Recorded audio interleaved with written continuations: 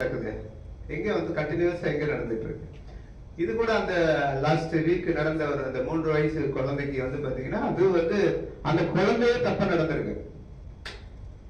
அது நீங்க கவனிச்சு பாத்தீங்கன்னா தெரியும். அந்த குழந்தையே வந்து எனக்கு கிடைச்ச ரிப்போர்ட் வந்து அந்த பையனை காலையில துப்பி இருக்கு முகத்துல. That may be the reason. அதனால வந்து ரெண்டு பக்கமே பார்க்க வேண்டிய ஒரு கட்டாயத்துல நாம இருக்கோம். அப்ப இதுக்கு என்ன பண்ணணும்னு கேட்டீங்கன்னா prevention is better than anything. கியூரை விட பிரிவென்ஷன். இப்ப நம்ம என்ன பண்ணணும், சென்சிடைஸ் பண்ணணும். இந்த பேரண்ட்ஸ் வந்து சென்சிடைஸ் பண்ணணும் அதிகமா.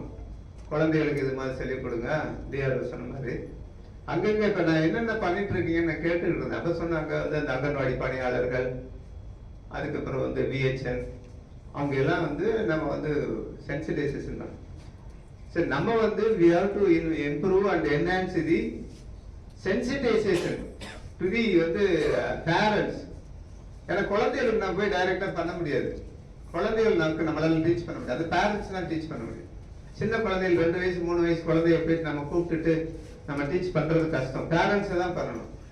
சைல்டு பிளே பண்ணலாம் வந்து இதெல்லாம் இருக்கே தவிர இதை விட வந்து மோர் வந்து சென்சிடைசேஷன் டு தி பேரண்ட்ஸ் மூலமா சென்சிடைஸ் பண்ணணும். வணக்கம் பவித்ரா. மயிலாடுதுறையில் குழந்தைகள் நலன் மற்றும் சிறப்பு சேவைகள் துறை சார்பில் மாவட்ட குழந்தைகள் பாதுகாப்பு அலகு மூலம் காவல் அலுவலருக்கான போக்சோ சட்டம், குழந்தைகள் பாதுகாப்பு மற்றும் பராமரிப்பு குறித்த ஒரு நாள் திறன் வளர்ப்பு பயிற்சி முகாம் நடைபெற்றது. இதில் மாவட்ட ஆட்சியர் மகாபாரதி, மாவட்ட காவல் கண்காணிப்பாளர் ஸ்டாலின் ஆகியோர்கள் கலந்து கொண்டு போலீசாருக்கு அறிவுரைகளை வழங்கி பேசினர். அப்போது சீர்காழியில் கடந்த 24ஆம் தேதி அங்கன்வாடிக்கு சென்ற 3.5 வயது சிறுமி 16 வயது சிறார் குற்றவாளியால் பாலியல் வன்கொடுமை செய்யப்பட்டு தலை மற்றும் கண் சிதைக்கப்பட்ட சம்பவம் குறித்து மாவட்ட ஆட்சியர் மகாபாரதி பேசிய போது, இந்த சம்பவத்தில் குழந்தையே தப்பாக நடந்து கொண்டிருக்கிறது.